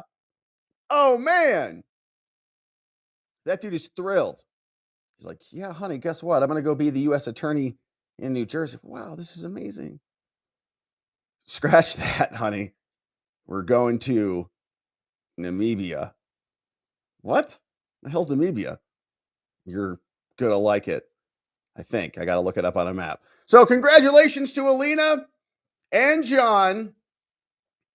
And maybe that's cool. You know, ambassadorships are pretty cool, I would imagine, because you get to travel to new foreign exotic places like Namibia, wherever that is. So with all due respect to all of our Namibia viewers out there, we don't know where you are. So that's an interesting post from the president. Alina Abba making her way out over to New Jersey, and we're excited for that. Now, we've also got a bunch of other updates from Trump's cabinet. So some shifting around. Alina's going over there. We now also hear from Steve Witkoff, who is explaining, as many of the people do during the weekends, they hit the Sunday shows from the Trump cabinet. They go out, they explain what the latest developments are in these policy positions. And here is Witkoff talking about Ukraine and the war with Fox News. I met with President Putin twice at the direction of the president, because everything I do is at his direction. And they were productive meetings. We accomplished quite a bit. We opened channels of communication. President Putin told me at the first meeting that he had had no conversation with the prior administration, in particular President Biden, for 3.5 years. I'm not sure how anyone would expect an end to a conflict when you're not communicating. Kind of got talk, So yeah. we had a very, very good conversation, productive. We discussed real ways to end this conflict. That led to a second conversation. First conversation being close to 3.5 hours. Second conversation being in that time, in that space as well, 3.5 or 4 hours. That led to by the end of the second conversation, we had proposals on an energy infrastructure ceasefire and a Black Sea moratorium on firing on each other's ships. And these things had been on the shelf for several years. So I think that's commendable on the part of all of the parties. And this is at President Trump's direction. His philosophy of peace through strength brings people to the table to clear up misconceptions and to get peace deals done. And that's exactly what's happening right now. Steve Witkoff giving us an update on Ukraine, but there's much more. The DOD was very busy, and they have a rapid response account. They gave us an update at the end of last week saying we accomplished a lot. And this is their montage video from all of the winning. Everybody, welcome to the DOD's weekly sit rep. The Department of Defense delivered this week on President Trump and Secretary Hegseth's agenda. On Monday, we held our very first ever Pentagon press briefing to provide an update on the precision strikes against Iran-backed Houthi targets to protect American interest and restore freedom of navigation. On Tuesday, we welcome home NASA astronauts and retired Navy Captain Sonny Williams and Butch Wilmore, who were stranded in space for 9 months due to the previous administration's lack of urgency. Under this president and this secretary, we will do everything within our power to leave no one behind. Also this week, Secretary Hegseth signed a memo directing the termination of over $580 million in DoD contracts and grants that did nothing to advance our mission of deterring and winning wars. So far, the Pentagon, in collaboration with DOGE, has cut nearly $800 million in wasteful spending. And finally, as you all know, many of the executive orders signed by President Trump are being challenged in court. We are committed to making our military the greatest fighting force on the face of the earth. And as the Secretary has said, we will appeal these rulings, we will fight this lawfare, and we will win. That's all we got for you this week. Thank you for watching. God bless you all, and God bless this amazing country that we call home. God bless America. Thank you, sir. So nice update, man. I feel inspired. So nice music in the background there, lots of winning and some great developments over the past week. It's nice to see this from competent people in our government, not propaganda about pronouns and billions of dollars going to Stacey Abrams. So we've got more from Scott Bessent. He said the clock is ticking towards that April day deadline, April 2nd, not to be confused with April 1st. Don't be fooled, world. These tariffs are coming into place. They're reciprocal. If you don't want them to go on you, then don't put them on us. No one's above the law. It applies to the whole world. So here's Scott Bessent, Secretary of the Treasury. What I want to say is that President Trump has identified several critical industries that we let get away from us. We have to have a steel industry. We have to have an aluminum industry. He wants to bring back manufacturing to the United States. And we are putting these tariffs on. So with critical industries, we are going to bring that production back home. As far as it goes with reciprocal tariffs, President Trump, as only he can do, has created a win-win situation. We are going to, on April 2nd, we're going to produce a list of other countries' tariffs, and we are going to go to them and say, look, here's where we think the tariff levels are, non-tariff barriers, currency manipulation, unfair funding, labor suppression. And if you will stop this, we will not put up the tariff wall. If you do, then we will put up the tariff wall to protect our economy, protect our workers, and protect our industry. So again, it's win-win. Either the trade friction that these other countries have come down and we get fair trade. And if they don't follow President Trump's lead, then he will raise the tariff wall. And as he said in that video, we're going to take in substantial revenues. We're already taking in substantial revenues from the China tariffs that can be used to fund this massive government deficit that we have. Amazing. So they are getting the fiscal house in order, the military house in order, and the New Jersey house in order. And we're excited to see what comes next. Now, Mike Waltz was out over the weekend as well, and he was talking about this Houthi situation in that Suez Canal. He, of course, is the Secretary of the National Security Advisor, rather, is what he is. And here is what he is explaining on with Margaret, who also got into it with Rand Paul coming up in the cable battles. Well, we've taken out key Houthi leadership, including their head missileer. We've hit their headquarters. We've hit communications nodes, weapons factories, and even some of their over-the-water drone production facilities.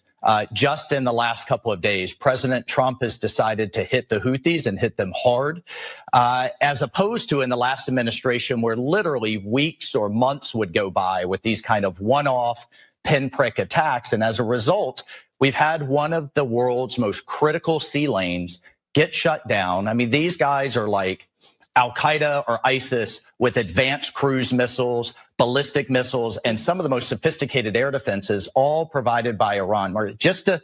So everybody understands the impact. Do you think any of those weapons came from Ukraine at all? I wonder if they did. I wonder if there's any American weapons that are being launched towards America. Are they only Iranian weapons, or did any of the billions of dollars that we flew to Ukraine, did any of those get repurposed? And maybe some of those weapon systems, that Tucker Carlson was talking about, that ended up at the American southern border with the drug cartels. And he says he's spoken to people specifically and personally who have gotten those weapons. So do you think that they also ended up with the Houthis, perchance? Here, the last time one of our destroyers went through the straits there, it was attacked 23 times. 75% of our U.S. flagged shipping now has to go around the southern coast of Africa rather than going through the Suez Canal. And keeping the sea lanes open, keeping trade and commerce open is a fundamental aspect of our national security. The last administration was not effective.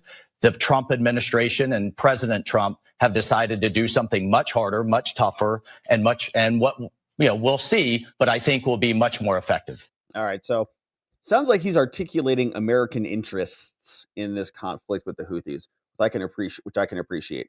If you launch a weapon at an American ship, there should be consequences for that because that is in America's interest.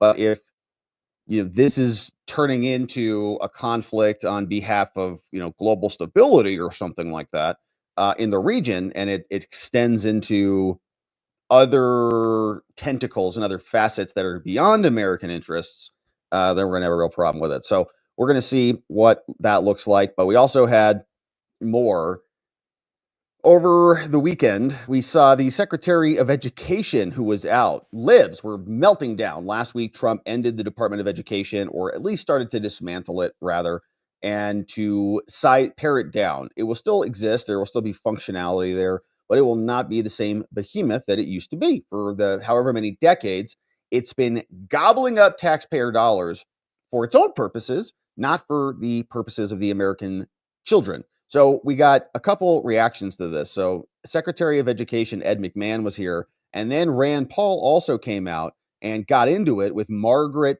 I don't really care, Margaret Brennan, over on with Face the Nation. And so two of these back to back. Here is Education Secretary McMahon on with this woman. There's lots of data that shows that, I think, to put it mildly, education could be better in America. Absolutely. But you also just admitted, and it's just fact, that most of the funding, most of all of the curriculum, and everything that goes into educating our students happens on a local level. So I'm not quite sure how eliminating the Department of Education is going to make those test scores go up. Well, a lot of the funding that goes into states now goes with a lot of red tape, a lot of strings attached to it. And so governors and state superintendents of education have said, look, if we have the funding coming in, which allows us to be more creative, how can we spend that? The president believes, as I do, that the best education is that's closest to the students. And I want to look at some of the states that have been incredibly great over the last couple of years, like Louisiana. Their NAEP score showed that they had improved the most of any states. Those were programs that were put in place by the governors, by the superintendent of education, not having anything to do with the Department of Education in Washington. So what we need to do is to make sure that the funding has a clear path, the funding continues, but that the states are allowed to spend the money where they need to spend it, to hire teachers, increase their salaries, make sure that our students with special needs are taken care of. And that's what we want to make sure that happens. All right, so money will continue to flow, just to different constituencies. This time it'll go back to the states and to the people who actually pay that money into the federal coffers, rather than into Democratic constituencies like Randy Weingarten's Breakfast Club. All right, we're not happy with what she and the teachers unions and the current institution has produced in terms of results.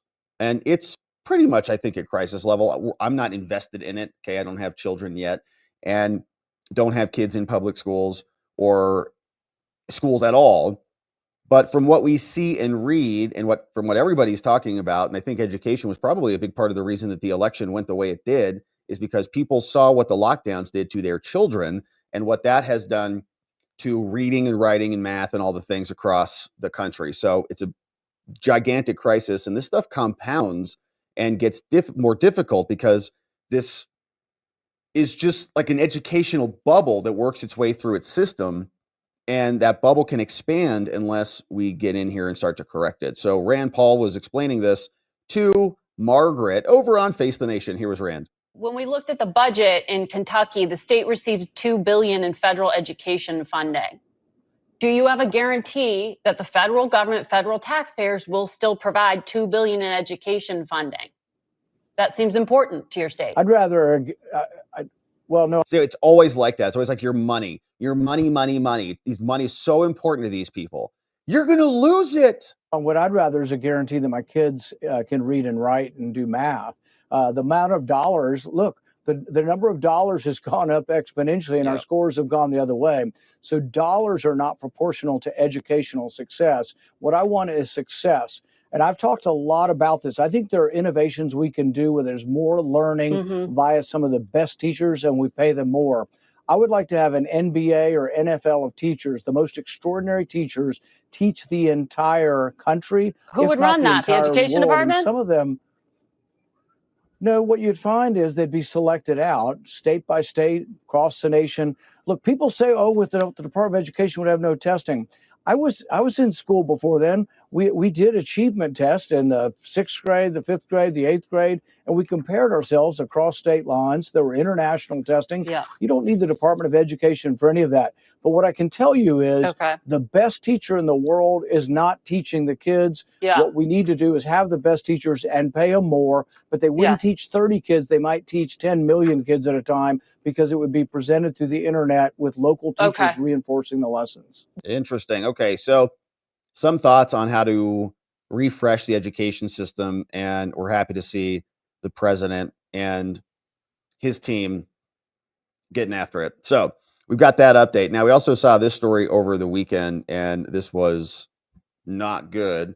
A tragic death over the weekend. We see Jessica Aber, a U.S. attorney, found dead. Don't see this happen a lot. Age 43, still trying to piece together what happened here. Hopefully just natural causes and something that doesn't warrant a giant investigation or any suspicions, but definitely worth talking about because she was highly involved in the stories that we cover here, including CIA and Russian fraud cases. And here's what the New York Post is reporting for us, saying she was found dead, 43, pretty young, was very young, was in charge of high-profile cases targeting CIA leaks and Russian fraud, found dead on Saturday morning, had been in charge of some of the biggest cases targeting leaks in the CIA and Russian nationals carrying out fraud in America.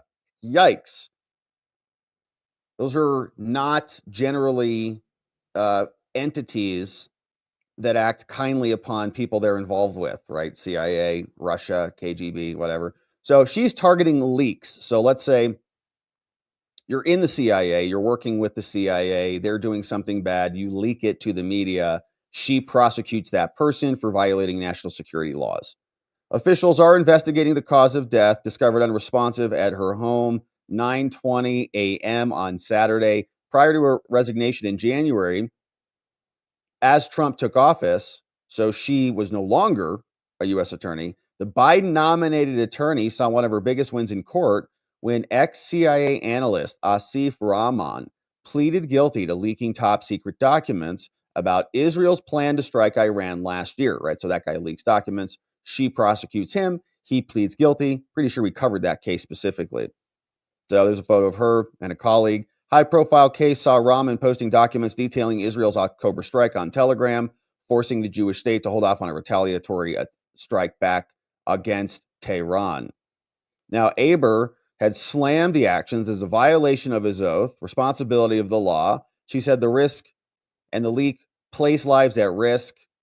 Aber also led the case against Eleview International, a Virginia-based company, whose two senior executives were accused of running 3 different schemes to illegally transfer sensitive American technology to Russia. Right, so it's a prosecutor, maybe. She's not working for the U.S. attorneys anymore, it sounds like. Executives Oleg and Vitalier were accused in November of illegally shipping out more than $6 million worth of goods. Case just came 2 months after Aber secured indictments against 2 other Russian individuals. These others had $10 million rewards for their arrest and more. Along with taking on fraud and leak cases, she was also involved in the DOJ's unprecedented indictment of 4 Russian soldiers who lived and were committing war crimes against an American living in Ukraine. The victim, who was not identified back in that other case, was tortured, according to the DOJ. The defendants were identified as commanding officers. 2 ex-Justice Department officials with knowledge of the matter acknowledge and told the outlet that investigators have found no evidence of foul play, no evidence to suggest any foul play. That was Asif Rahman, the leaker. She was born and raised in Virginia, graduated from University of Richmond. Before being named U.S. attorney, was assistant district attorney and more. She had 50,000 miles on her Hyundai. One of her final LinkedIn posts, she shared a lovely photo of her U.S. Attorney's conference at 2024, said, "Good memories." U.S. Attorney's Office issued a statement about this, saying she was shocked. They were shocked, heartbroken beyond words. Unmatched as a leader, mentor, prosecutor, and more. The loss of her is deeply tragic. Pam Bondi posted about this too. Here's what Pam said. Said the loss of Jessica Aber, former U.S. Attorney for the Eastern District of Virginia, is deeply tragic. Our hearts and prayers go out to her family and friends during this profoundly difficult time. So she wasn't an active prosecutor, right? That would be very, very strange and problematic if she was actively prosecuting a Russian and then suddenly she had a headache and dropped dead. You're like, well, that's weird. So it sounds like she's not actively prosecuting anybody, but maybe she was facilitating. You know, she handed the case off. She resigned and handed the case off. And maybe a bunch of the work was from her, and she was instrumental in creating the story and the narrative, and she knew everything. So you're always questioning that, right? Did somebody else take her out who she was involved with? They say no foul play. Also could have just been health related. You know, who knows? So there was more from her. There was a short clip here shared by Shadow of Ezra. Here was from another video that she released at one point in time. I serve because my first job was as a law clerk to a federal judge, and I had a front row seat to the work of assisting United States attorneys. I saw firsthand the good that prosecutors can do, that they review evidence, that they research the law, they meet with victims, and assess whether a criminal charge for that defendant is supported by the law and the facts, and whether it's the just outcome. It's an immense responsibility, and it's why government lawyers should be held to incredibly high standards. I serve because I want to take on that responsibility to help maintain a criminal justice system in which we all can trust. I agree with everything she said there. I just don't have faith that the Department of Justice is doing that. I feel like they've lost their way on that vision. So I appreciate that statement, and rest in peace to her and her family. It's tragic to lose anybody anytime. So not good. But of course, we'll keep our eye on that to see if this was a natural thing or not, because we've also lost someone else over the weekend. This one was to brain cancer. Mia Love. She was a former congresswoman, the first Black Republican congresswoman who was elected. She passed over the weekend too. And this is the post that they shared with us on X. Says, "Love family. With grateful hearts filled to overflowing for the profound influence of Mia on our lives, we want to let you know she passed away peacefully today. She was in her home surrounded by family in the midst of her celebration of her life and an avalanche of happy memories. Mia quietly slipped the bands of mortality and, as her words and vision always did, soared heavenward. We are thankful for many good wishes, prayers, and condolences. We are taking some time as a family and will provide information about funeral services and a public celebration of her life in the days to come." So rest in peace to her as well. That was brain cancer. And so not a happy development to lose people, but we know she's in a better place now. So we've got more. Law firms are now scrambling to avoid being Trump's next target. We've seen Perkins Coie file a lawsuit against the administration. We've seen other entities like Paul Weisz create deals with President Trump and have Trump rescind the executive order because they've made commitments to not be partisan hacks anymore. But now they're freaked out. This article came over from the Wall Street Journal, says they are scrambling around there in the legal world to avoid being Trump's next target. After Trump beat Paul Weisz, others are scrambling to stay out of the crosshairs. Only way that they would get into the crosshairs would be if they broke the law and committed unethical misconduct by helping Democrats prosecute their political opponents in violation of the U.S. Constitution. That's all.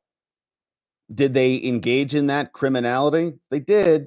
There might be some repercussions coming their way. Trump took a broad swing at the industry on Friday night after 3 earlier orders punishing Weisz and other firms. In a presidential memo that we read over the weekend on Saturday, he broadly accused law firms of abusing the legal system. Trump also directed Bondi to conduct a broad review of this misconduct and determine whether additional law firms should face sanctions. Now, several law firms and senior partners said they were working to calm clients and employees, with younger associates increasingly calling for lawyers to take a stand against Trump. We saw that one woman, Rachel Cohen, last week, who sent that whiny letter to everybody. They were split on whether they would rather their firms take a deal if targeted or fight it out. A number of firms were trying to draw distinctions to clients between their work and the activities of Trump that has already been punished. Corporate lawyers with a connection to the administration are trying to tap open communication lines. They're all freaked. This is tremendous news because the Democratic Party and the left have controlled the legal entity, the legal institution through and through. And we're using it like petulant children, abusing it. Clients had told us that they would not be able to stay with us, even though they wanted to. Oh, no. Very likely that our firm would not be able to survive a protracted dispute with the administration. One firm, Perkins, which was hit by Trump, continued to lead the fight. Now more than ever, law firms and lawyers across the political spectrum have to stand up for our timeless values, says David Perez, Perkins Coy partner. Yeah, you guys shouldn't have done what you did. Perkins Coy sued the administration on March 11th, won a restraining order from Beryl Howell, but that was pretty much fleeting. Perkins is losing clients who fear Trump's wrath, and a number of top companies that work with the firm have called other firms about representation. They're all abandoning ship. One of the people said that competing lawyers had made a sympathetic call to Perkins and said, hey, look, we're not trying to steal your firm or your clients, but they're calling us. An effort across a number of firms to file a court brief also continues to flounder because not enough firms are willing to sign it. Yeah, they've smartened up a little bit. They're not going to do that 51 laptop letter again. Goofed. They only did that to try to rig the election. Now they lost the election. Now they're not going to go after the guy that they were trying to take out. Best strategy is just to stay quiet. San Francisco-based Kecker, Van, and others urge law firm leaders to resist the erosion of the rule of law. Okay, our liberties depend on lawyers' willingness to represent unpopular people and causes. You're not in trouble for that, including matters adverse to the federal government. Nobody's upset with you about that. An attack on lawyers who perform this work is inexcusable and despicable. Guys, you had Michael Sussman go sell a fake legal document that was made up from Christopher Steele and Fusion GPS and Mark Elias and Christopher Steele. You called that legal work product and tried to go shove that into the FBI's face. That is not representing the underserved, okay? That is political hackery. You're lucky you're not in jail. Trump's campaign, in part, has been focused on paying back opponents.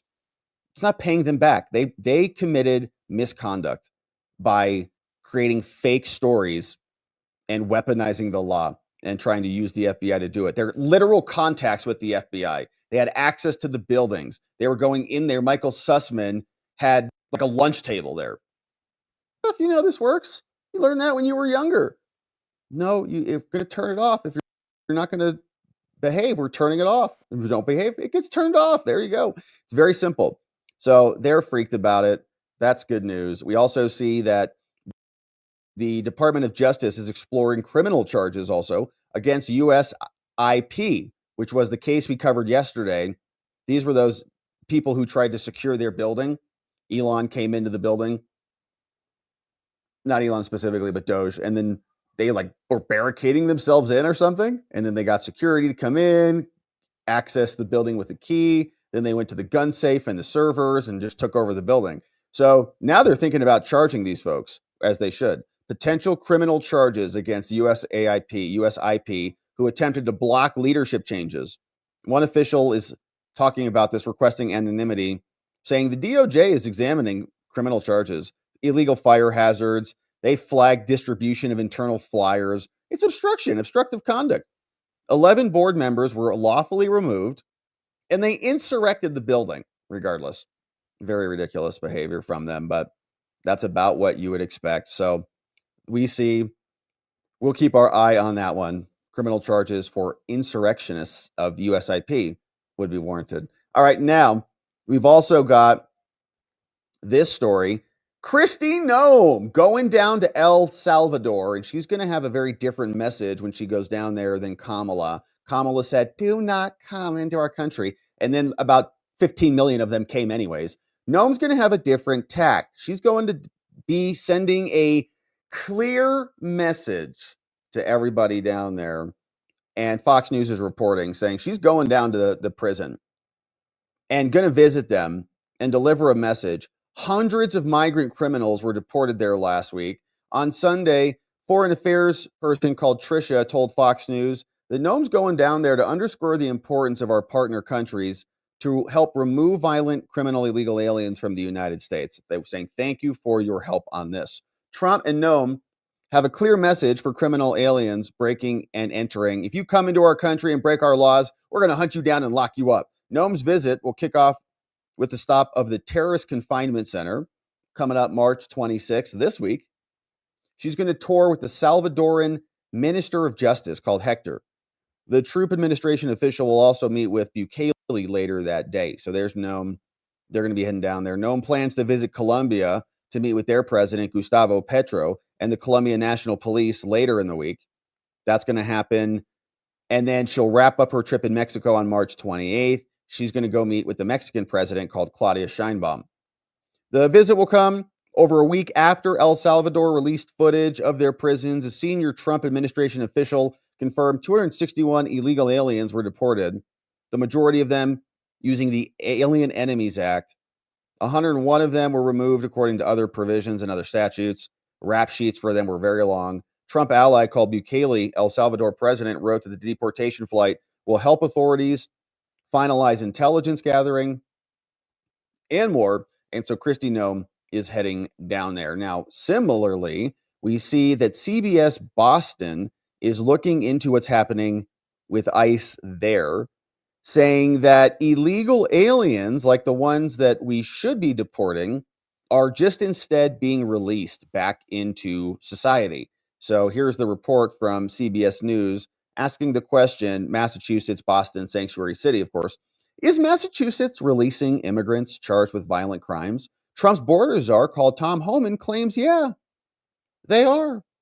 After reviewing, they said only one of these is one person who's wanted by ICE, but all other releases stated that individuals who were wanted by ICE were released from jails or courts. Let's break this down. Massachusetts law prevents ICE detainers, but some suspects were released on bail. Tom Homan said that 9 child monsters were in jail in Massachusetts that were released. Take Jose Fernando Perez. This guy was arrested by ICE. According to an ICE press release, 3 counts of R of a child. Gosh. This person arraigned here. Felony charges, same. This guy arrested, assault and battery, dangerous weapon, and assault. In the last 6 months, there were more. They had 2 other people jailed there. So then they set bail. 2 other inmates were charged with cocaine and fentanyl trafficking. Oh my gosh, look at these bails. $7,500 bail. Oh my gosh, I almost skipped the lead. This guy, aggravated R of a child, posted a $7,500 bail. Oh my goodness. That's ridiculous. Like, obviously, that guy should not be let out at all, and he's not a citizen. According to a nice press release, they arraigned him. WBZ called the court, found he posted $7,500 bail. Wild. For that charge, 3 counts. You know, if you commit a certain crime, they say you're just too dangerous. Like, we can't let you out. The default is we have to keep you in custody. $7,500 bail. This other person, aggravated R of a child, $7,500 bail. Nuts. This one here, 500. He was released. Personal recognizance with GPS monitoring. He didn't have to post anything. So, assault, battery of a person over 15, assault and battery with a danger. So over 15, but probably I don't know what the statutes are there. Released on his personal recognizance. 2 inmates charged with child R, $500 bail. They were picked up by ICE. This is nuts. Charged with crimes. You are charged with R-ing a child. $500, you're free to go. Most people would think that's not an appropriate bail. That's an understatement. Stephen Roth, a criminal defense attorney, says these bails are set by judges who reasonably assure someone can reappear. There's a list of criteria that someone should go through, and immigration is not on that list. The primary focus is to ensure the safety of the public. Yeah, wild what's going on there. So shout out to Sanctuary City Policies in Boston, freeing child R's on the streets everywhere. Right? Many other states like Arizona, you get charged with certain crimes, you are non-bondable, okay? And R-ing a child is going to be on that list. So it's very difficult to get out. because it's too dangerous to have someone like that. Same with assault, right? Adult assaults. You do that to an adult, you are an adult. Now you do that to a child, shouldn't be let out unless there is a very high standard met, just based on the statutes that exist. In most states, that's how it works. In Boston, it's a $500 traffic ticket. Here you go. Here's what Joni Ernst says. Look, we're tired of this stuff. All right. Sarah's law is now the law of the land. Illegal immigrants who are R-ing and eliminating kids and adults are now going to be held accountable. Here's what Joni Ernst said. I was absolutely elated, Mike. This